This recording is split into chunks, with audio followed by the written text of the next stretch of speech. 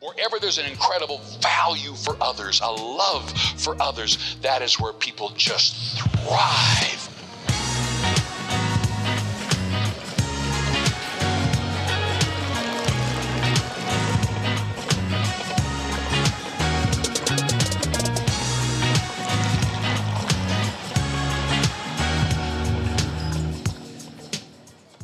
Hey everyone, welcome to the show today. You know, it's so good to be right here with you. Today is an amazing show. If you didn't watch Friday's show, make sure you go and watch Friday's show. We had a special guest and we actually have her again. You know, today's a holiday, so I'm actually recording this here on Friday again. I know I'm not supposed to say all that. I don't really care. I'm the boss, so I get to do it. And one thing I wanted to do is we wanted to have her again because this is such an important topic. And so if you didn't watch Friday's show, watch Friday's show, but do it after this. And so I want to welcome to the show Shirley Thiessen. Welcome to the show. Hey, how are you doing? Thanks to be with you. Good, good. You know, the show we did just before this was so powerful. And the thing that, for those who are just maybe tuning in who didn't see Friday's show, is she has such an amazing, powerful story of her battle with grief in losing her son, Jordan. Jordan sounds like such an energetic and amazing man that had was honestly just beginning his life. And right after his wedding, 12 days after his wedding, he passed away in a tragic accident right here, actually in Calgary. And so we're going to kind of unpack that a bit today. But this show, I really want to help with those, as you so passionately seem to be about, is actually the people who are surrounding the ones who are grieving, navigating kind of the purpose of bringing those people back into God's call, back onto God's purpose in their life. And so if you would maybe help those who maybe hadn't watched our previous episode, kind of give a little bit of the backstory of the loss of your son, Jordan. Yes, well, actually, Jordan didn't die right here in Calgary, but it was at a work site in Forestburg, Alberta, at a large plant, but close by. He was from Calgary, yes. Okay, my mistake. But yeah, it was such a shock because we had just celebrated his wedding, and life was going up and to the right for him. And you know, as a parent, you're so excited about seeing your kids launch well and love Jesus. For sure. Absolutely. And so when he died, it was beyond devastating. And when you talk about kind of like an atomic bomb goes off and nothing feels safe anymore, is secure. But I realized that I had a choice to make. Was I going to trust God with my pain, or was I going to lean away from him and move into despair? And so I think we've discussed about how that's everyone's choice that is to make. And it was through some very caring friends who chose to be courageous and come alongside us as a family to say, we're going to walk this with you. We're not experts in this. We're just learning on the way, but we are trusting God with you. So you stand on our faith when you feel like you don't have any. You borrow our hope when you feel yours is disappearing. Wow, that's powerful. And that is powerful because sometimes we can be a little bit shamed into not going, well, you know, you just need to pray more. You need to trust more. It'll be all right. Yeah, exactly. I mean, a year from now, you'll be all better. Yeah. And that is sometimes the underlying message we have in our church families that is not helpful, because grief is not tidy and linear. It's not wrapped up in a year and then you're good to go. This is a lifelong process of altering or absorbing this new reality into your life. And so that was a big aha moment for me, realizing, no, this isn't going to be one and done quickly. Yeah, and the thing that I love so much is that you're bringing language and clarity to a very confusing topic, because it's not taught well very often. It's taught in a few places, but often it's not taught well. And I even kind of jokingly said something to you. You openly said, you know, I'm not a grief counselor. And I said, and I kind of jokingly said, like, yeah, but you're more qualified than most, because most grief counselors haven't gone through this. And so you've gone through it at a very deep level. And so for those of you who want to be resourced, but also if you know someone that could help get alongside someone to support someone going through grief, you can go and buy this book just about everywhere. I got it on Audible. I got it ordered by Amazon. It's called The Little Black Funeral Dress. And and I want to encourage you to get more than one, so that you can get a couple copies and send it to someone who maybe can help support someone, or someone who you know, because it not only helps the person going through grief, but it equips those around. And that's one of the biggest things that I want to focus on today is, if you know someone going through grief, if you know someone going through this ever-evolving thing called grief, it can be quite vicious, and we have to be the church. I also was saying to you between the shows is that sometimes the Christian world does far more damage than good, and that's just not how it should be. Mm-hmm. It should be the safest, most uplifting place. Mm-hmm. I can think back to multiple times that in my family's grief and in losing Leon, that my wife would go to church, and people who were, I believe, well-intended, I don't think they were trying to be malicious, well-intended, would say the dumbest things, the most hurtful things, and it thus made church feel like an unsafe place sometimes. Our church was quite good, but there's just always sometimes some people, and so because of that, it feels like you're walking into a room with a giant open wound, and it's completely vulnerable, with only susceptible to pain, and that's the most difficult part. So I commend you for doing this, because you're not only taking your most difficult aspect of your life, exposing it all, sharing the story, but then also you're using your pain to educate people, and I commend you for that. Absolutely. Well, I have found that sometimes the church lobby or the foyer can feel like a landmine for someone who is grieving. You never know when somebody's going to lob a grenade and say something that just destroys you and makes you want to retreat.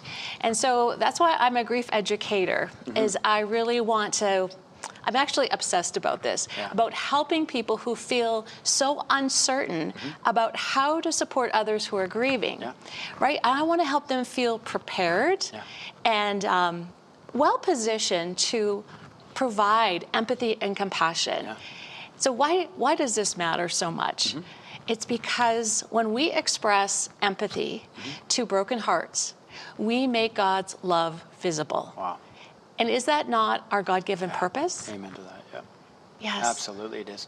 Yeah, I find, I had the privilege to learn under Leon for so many years, and Leon would, he was not only a paramedic literally in his beginning of his career, so he had this natural nature to be an emergency responder type. Like his nature would be, I'll go to the problem and I'll help. And so then you throw his heart and his ministry on top of that. And so I had the privilege to learn under him, and one of the things that I've done, especially being a pastor, is you see a lot of grief. When you're part of a church and a ministry, it happens all over the place. And I would do exactly that, is that I would go into these situations and I would give them a sense to experience God's love that they can't really seem to find right now. And I would bring it into that, but then I'd also give them the verbiage to be okay with what they're going through. That's something I've noticed, and I'd be curious if you've noticed others go through that way. Because when I would say this sentence to them, I'd say, guys, no two people grieve the same. Right. You will not, like, what you sense and what you sense have nothing to do with each other. And so don't think because, why am I not crying? Why am I crying? Why am I crying so much? Why can't they all ask these questions? I'm going, it's okay. You don't have to have the answers to that. And I found when I would kind of set them free with that, they would relax. And kind of relax and be like, okay, I'm not weird, I'm not crazy, or maybe I didn't love them as much because I'm not crying. It's like, no, it's a lie. The enemy's trying to hurt you here. Absolutely. And my husband and I, we found that we actually were polar opposite in how we grieved. And so sometimes that can bring fractures into a relationship, right? And so we had to learn how to give grace to each other. And I think too in the church, we need to give grace to people, because how they grieve might not be how you grieved your loss. And as you think of your fingerprint, like everyone's grief is unique to them as their fingerprint. So to project onto somebody that, oh, you're not doing it right, you should be doing this, this, and this, that is really unhelpful. So we can really educate people, because really I was a pastor's wife, I grew up in the church, I went to Bible school. I worked for a number of different nonprofits, Christian nonprofits. I didn't find any teaching on how to navigate loss with your grieving friend, how to support them, other than please pray for them, bring a meal. Well, and most people, they always say, I'll be praying for you, but they don't pray for them. Right. Well, you know what? To that point, I was at church one day, and this gentleman who I didn't know that well said, hey, I just want you to know I'm praying for your family. And he must have noticed maybe a little bit of a cynical look on my face, like, oh, sure you will. He actually took out his phone and he showed me on his calendar, Monday morning, 7 a.m., pray for the Thiessen family. Wow. That was so impactful because, wow, like this guy is intentional. Yes. And he's saying, you're so important to us, even though I don't know you that well, that we're praying for you. And so I also love that he showed you too. He did. You know what I mean? That really solidified that he was much more than just words, and he's actually doing what he's saying. Absolutely. Wow. And some people sent me a prayer in a text. And that was so helpful because sometimes you needed to reread it on particularly difficult days. Right? And then I didn't need to respond right away. It was just there. And just knowing that people are thinking of you long after the funeral is over. Well, that was where my mind is going next, and I want to ask you that. There's going to come some point where people probably stop texting, stop calling, stop loving in that direction for that issue. But what would you say to people? Is because you're still not feeling any better 12 months after, 14 months. Maybe it's changing, but what would you recommend people to do? Because 14 months, 24 months, you know what I mean? It's like 2 years, but it's like, to a mother's heart, your heart is still missing a piece and will never get that piece back. And so you've maybe figured out coping mechanisms and strategies and et cetera, and then find purpose, of course. But what would you say to people, even when it's maybe far away from the incident that maybe would have happened? How would you ask them to, what would you coach them to do? Well, here's a little tidbit. Psychologists have found that when you've lost a close relationship, it's been a traumatic event, 18 to 36 months after the death is the time that you're in the most acute stage of grief. 18 to 36? 18 to 36 months after. Wow. So everyone's kind of long gone by a year. That's wild. But if you think about it, they need the most support then. And so what an opportunity we have to really step in.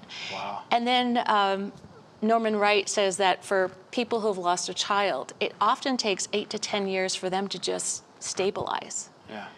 I mean, that's mind-blowing, kind of. Yeah, it is. So we need to remember that this is not a marathon. This is a marathon. It's not a sprint. It's not a sprint, This is a long process. And I've even spoken with couples who lost a child 30 years ago, and tears come to their eyes immediately as soon as they mention their daughter's name. So, I think we need to remember that this is not just cleaned up, neat and tidy. We need to keep checking in.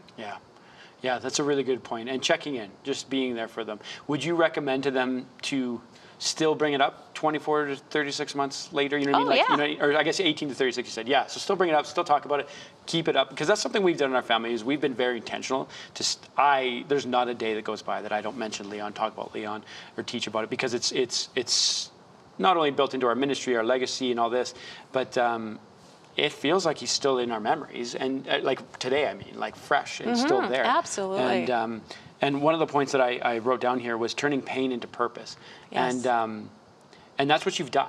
You've turned incredible, unfathomable amount of pain into a tremendous amount of purpose. And you've brought a lot of good to people who, what you're doing, honestly, the thing that I love about this, and the reason why we wanted to bring you on, talk about your book, and again, for those of you who don't know what book I'm talking about, it's, if you've just joined us, it's called The Little Black Funeral Dress, and it's her story on her grief story and how to handle it, and also how to equip people. But the reason why I wanted to bring you on and talk about all this is because if the enemy can pull people away from the kingdom of God in grief, he's really, really capitalized on a part that he can destroy the kingdom on. The kingdom can fall apart here through grief. If people get so hurt and they ask all the questions why that they can't get answers to, they're going to walk away from God, and maybe their family will walk away from God. You know, like you still have a daughter and have influence and have family and relationships and people who look up to you. And so watching you go through this, they're all watching you. And they watched you succeed and grow and turn this incredible amount of pain into purpose. And that's why I think it's so commendable to do this, is because this is the hardest thing you've ever gone through, and you're using it. And I can't even fathom how hard it is. I have 3 kids. I can't imagine. Well, here's the thing is I was so kind of embarrassed by how ill-equipped I was to reach out to my grieving friends once I realized the realities of grief. And I realized that most people are like the younger me. They just don't know what to say or do. But here's the encouragement. So you mentioned, Leon, how empathetic he was naturally, and probably that's your DNA as well. Me, not so much. I am not a naturally compassionate, empathetic person. But it can be taught. It can be learned because as I practice, I get better. And so some people just say, well, I could never be a hope hero, a caring grief companion. That's just not my thing. I want to push back and I go, yes, you can. If you love Jesus, you are actually a conduit of his love. And one of the most important ways to express God's love is by expressing empathy and compassion. And that's just like caring, listening to their story, praying for them, acknowledging their loss, and patiently be present. Yeah, like we as believers, we're called to be the hands and the feet of Jesus, which means like we're not called to just live here comfortably. And that like Jesus is constantly showing us through his entire life that we're called to do greater things than he, to lay hands on the sick, which means you got to go out and find the sick. Like, you know what I mean? It's like everything he's showing you is action-orientated, a faith journey, an action-oriented faith journey, and that requires us to go and do and to be the loving representation of who Jesus is, and it's tough. In fact, when you read the Bible, all of it is this giant manual on like get ready, warning. Like even the whole put on the armor of God. Like you look at that, you're looking at Ephesians and what it's teaching us. It's like, why? If I said to you, hey, before you leave the studio today, Shirley, don't forget to put your armor on. You'd be like, what in the world do I need armor for? Oh yeah, there's flying arrows and things, and you might get hurt, and you could die if you don't have it.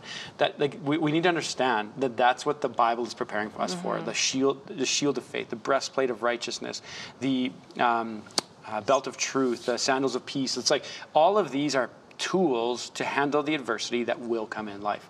And you are right. I don't want to be caught off guard in when life comes. And that's one of the things of why we do what we do, why we give resources, and why we have devoted devotionals and all sorts of stuff.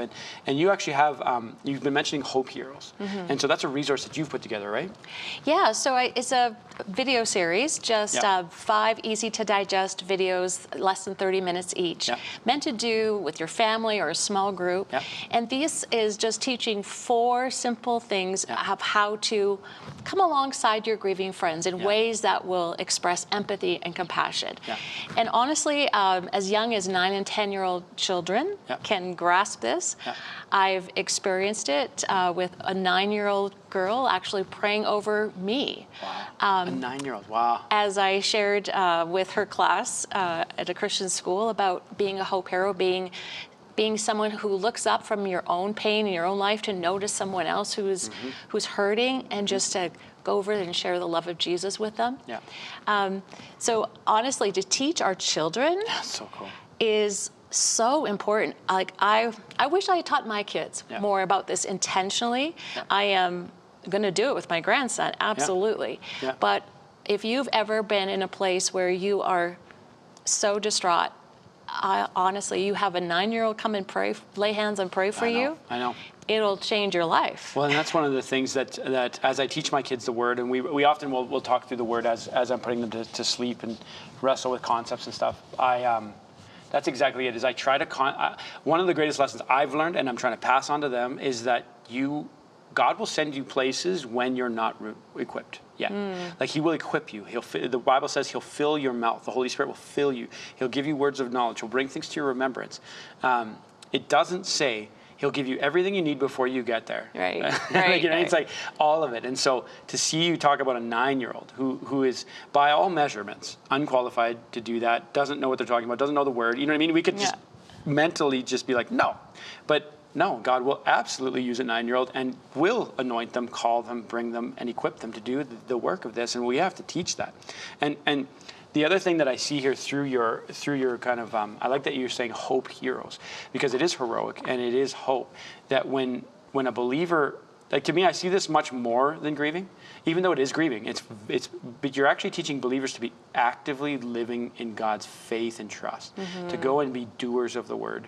We're called to be much more than hearers and readers of the word, but to be doers of the word.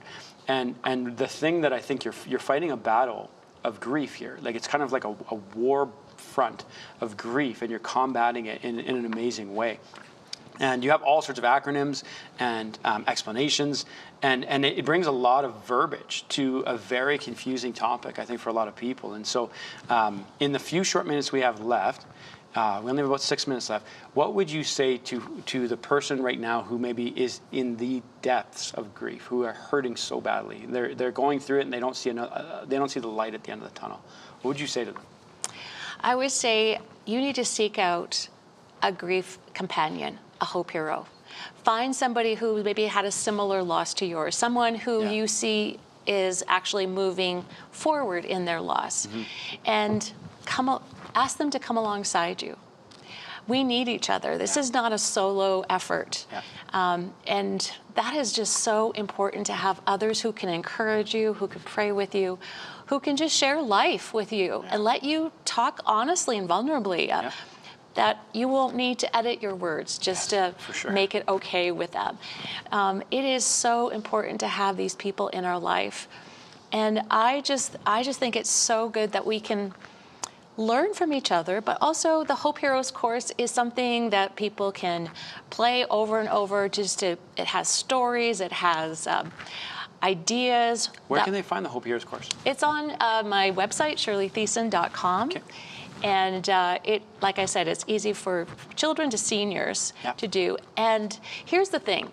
So we're talking about grieving the loss of a loved one, but the principles in the Hope Heroes course are applicable to anyone who is grieving any kind of loss. So we talk about death of a marriage, right? Loss of a job, pet loss, the loss of a relationship, say a friend betrayal.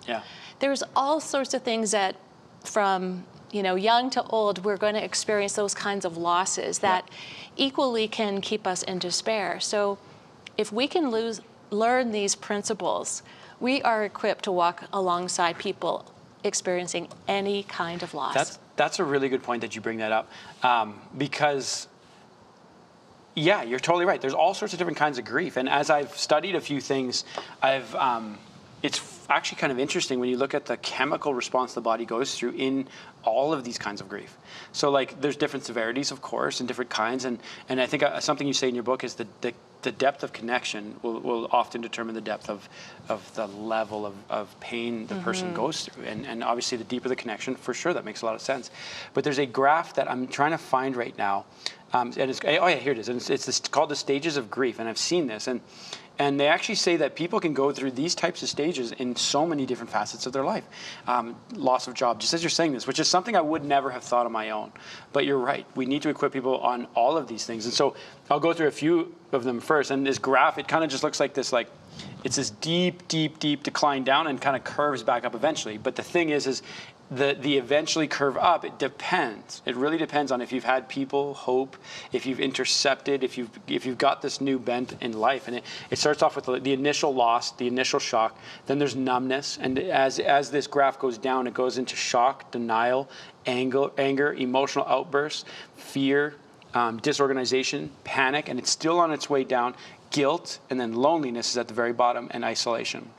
And then it actually says on the trajectory up, that's where depression is that depression is kind of in that trajectory, possibly headed upwards, and then re-entry to troubles, new relationships, and it's starting to go upwards if someone has made the switch of going, I'm going to take a stand, I'm going to get better, and then they step into new strengths, new patterns, and then they finally find hope, affirmation, and then it says here helping others. They begin to help others is at the top of that trajectory, where they now, if you'll see it here, they started their initial shock, they tend to return to that spot and actually tend to go upwards. Right, but look at that picture. Oh, for sure. Like it's It's like a bowl of spaghetti look at how it says. It says stages of grief, and then it says my experience. You're right, yes. right. And that's my experience. It's yes. like, it's all over the place. And for those who didn't know what we pointed to, it shows the graph that I just initially explained like this.